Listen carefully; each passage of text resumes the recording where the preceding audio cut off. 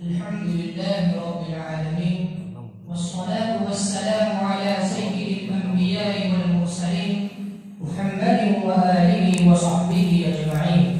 أما بعد، فأعوذ بالله من الشيطان الرجيم. بسم الله الرحمن الرحيم. سبحان الذي أسرى بعبده ليلا من المسجد الحرام إلى المسجد الأقصى. صدق الله العظيم. جناب صدر کی وقار، حضرات حکم، معزز اساتذہ کرام اور حاضرین مجلس، میں آپ حضرات کے سامنے جس موضوع کو لے کر حاضر ہوا ہوں وہ بڑا حساس موضوع ہے۔ فلسطین تاریخ کیا ہے؟ فلسطین کا مسئلہ کیا ہے؟ اس کی نوعیت کیا ہے؟ اس کی اہمیت اتنی کیوں ہے؟ یہودیوں کے قدم وہاں کیسے جمے؟ وہاں ان کا اثر و رسوخ کیوں کر بڑھا؟ عیسائیوں نے ان کا ساتھ کیوں دیا؟ انبیاء کی مقدس سرزمین کو بطور تحفہ یہودیوں کے حوالے کس نے کیا؟ یہ اور اس جیسے دیگر سوالات اگر ہمارے ذہن میں پیدا ہو رہے ہیں، اور کیوں نہ ہو جبکہ سرزمین انبیاء کی ہے، انبیاء ہمارے ہیں، توحید کا جو پرچم انہوں نے لہرایا تھا وہ آج ہمارے ہاتھوں میں ہے۔ جس نبی پاک صلی اللہ علیہ وسلم کی بشارت موسیٰ عیسیٰ علیہ السلام نے دی تھی، اس نبی کی پیروی کا شرف صرف ہمیں حاصل ہے۔ جس مسجد اقصیٰ کی بے حرمتی کی کوشش کی جا رہی ہے، اس کی طرف رخ کر کے ہمارے نبی نے 16 ماہ نماز پڑھی ہے۔ یہی وہ مقام ہے جہاں سے آپ کو معراج ہوئی، اور یہی وہ مقام ہے جہاں پر آپ صلی اللہ علیہ وسلم نے تمام انبیاء کی امامت فرمائی۔ امت کے غیور نوجوانوں، میں آپ سے پوچھنا چاہتا ہوں کہ ہم اس مقدس مقام کو باغیان خدا، قاتلان انبیاء اور منکران محمد کے حوالے کرنے پر راضی ہیں؟ اگر نہیں تو پہلے اس مسئلے کو سمجھنا ہوگا، پھر اپنے فیصلہ کرنا ہوگا۔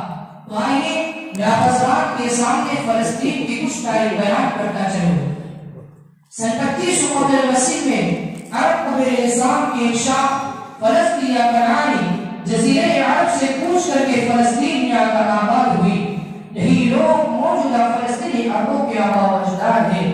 اسی کی نسبت سے اس کا نام فلسطین یا کنعان رکھا گیا۔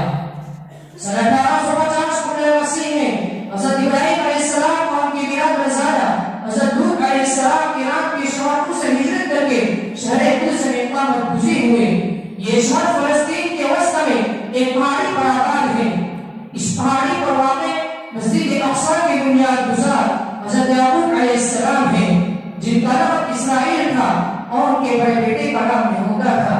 یہودی انہی کی طرف منسوب ہیں جو بنی اسرائیل کہلاتے ہیں۔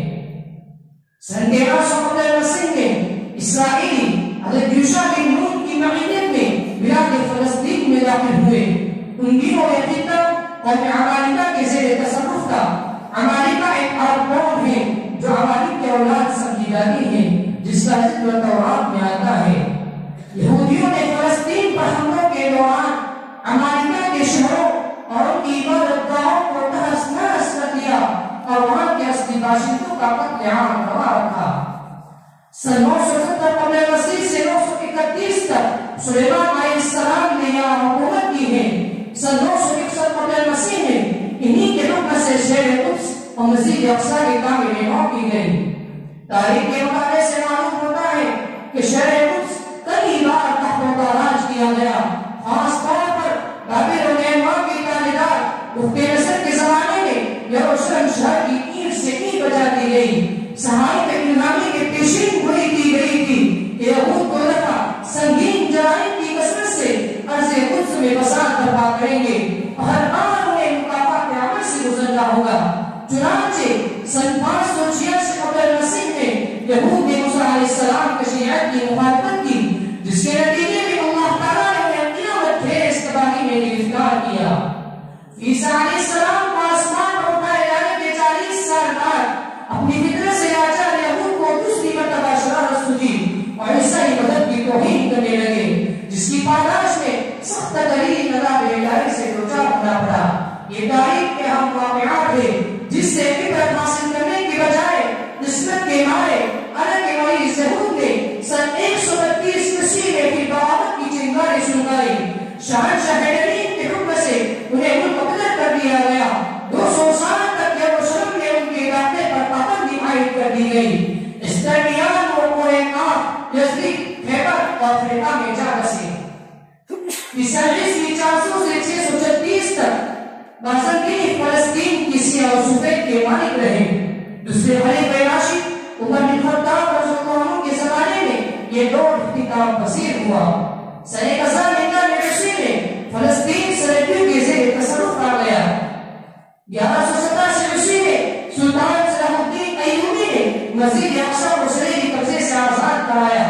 1517 سے 1917 تک فلسطین پر عثمانی پرچم لہراتا رہا اور 1917 میں برطانوی استعماریت کے عمل دخل کا آغاز ہوا. ایوبی کے زمانے میں عیسائی، رومی اور یہود کو عبرتناک شکست ہوئی. عرب سرزمین یہود کے لیے تنگ ہو گئی. کہیں ان کا مستقل ٹھکانہ نہ رہا. مختلف ادوار میں کئی ممالک سے ان کو جلا وطن کیا گیا. صدیوں تک اچاگرتی کی زندگی بسر کرتے رہے. 1862 عیسوی میں یہودی مصنف موسیٰ ہیس نے روم و یروشلم لکھ کر راہ گم کردہ یہودیوں کو قومیت کا احساس دلایا. تھیوڈور ہرزل نے 1894 میں یہودی ریاست نامی کتاب تصنیف کی اور یہودی ریاست کا ایک واضح خاکہ پیش کیا جس کے نتیجے میں انہیں قومی وطن کی فکر ستانے لگی. بلاخر بڑی تبادلوں کے بعد 1902 میں ہرزل کی سربراہی میں ایک وقت ترکی کے سلطان عبدالحمید ثانی سے ملنے میں کامیاب ہوا. لیکن سبھی اتحاد کے باوجود ہرزل کا بھاگ شرمندے کافی نہ ہو سکا اور انہیں دربار خلافت دکان دیا گیا.